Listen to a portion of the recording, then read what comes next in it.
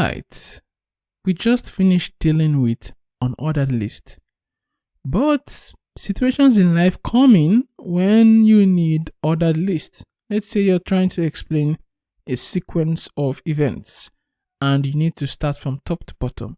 To make this an ordered list, it's very simple. Just change the UL tag to OL.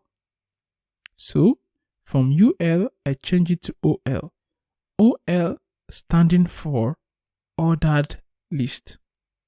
So that would change the way these list items are displayed.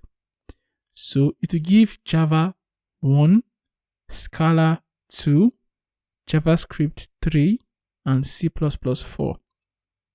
Let us see that on the web page. So you can see the new look. This is an ordered list. So there's an order. You have the first item, second item, third item, fourth item.